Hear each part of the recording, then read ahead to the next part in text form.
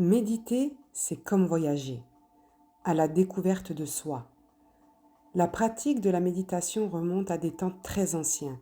Il est difficile de déterminer précisément son origine. Il est communément admis que la méditation remonte à des temps reculés. Des archéologues évoquent la période de 5000 ans avant notre ère. Elle se serait d'abord manifestée dans la nature. Regardant la nature, l'homme entre dans un état méditatif. Certaines sources parlent aussi de commencement de la méditation avec la découverte du feu que les hommes contemplaient pour comprendre. 1500 ans avant notre ère, les historiens trouvent des écrits à propos de la méditation dans les Védas. Les Védas sont des textes sacrés transmis oralement aux sages de l'Inde ancienne au cours de leur apprentissage. Entre 600 et 500 ans avant notre ère, le taoïsme en Chine et le bouddhisme en Inde développent de façon déterminante la pratique de la méditation. Vers le XVe siècle et encore aujourd'hui, la méditation est associée à la réflexion et plus souvent à la prière et à la religion. À partir du XVIIe siècle, les textes sur la méditation voyagent vers l'Occident. Plusieurs autres pistes sont connues. L'Inde et les yogis, l'Asie, les nonnes et les moines, les ascètes, certaines religions pratiquent la méditation sous des formes différentes, parfois même en mouvement, par le balancement, la marche, la danse et la gestuelle douce. Vers les années 1960, l'engouement pour les pratiques orientales est fortement suivi. Il est souvent critiqué par la société de l'époque. C'est peut-être depuis lors que persiste l'image un peu sectaire ou ésotérique de la méditation.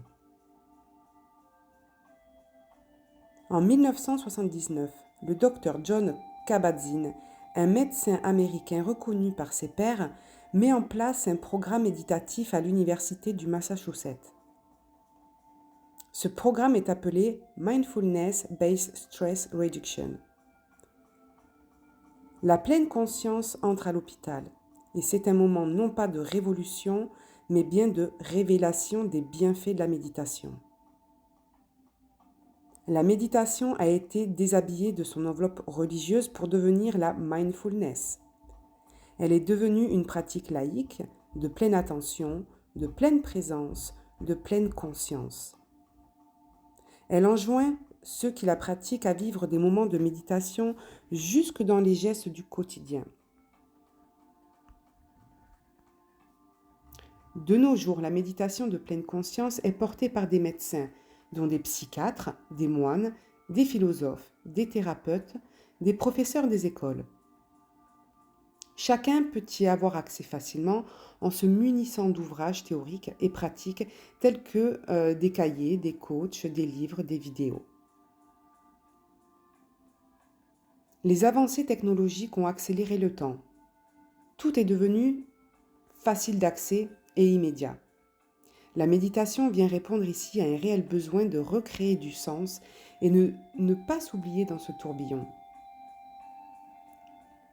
Si à l'origine la méditation est probablement née de la contemplation de la nature, voilà un besoin essentiel auquel aspire de plus en plus le monde. Dans certains quartiers des grandes agglomérations s'installent des jardins partagés où chacun peut se rapprocher de la nature et apprendre à faire pousser des légumes, des fleurs, des fruits.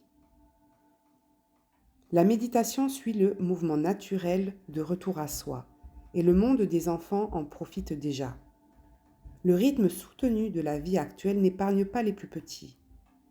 L'immédiateté induit des attentes de performance.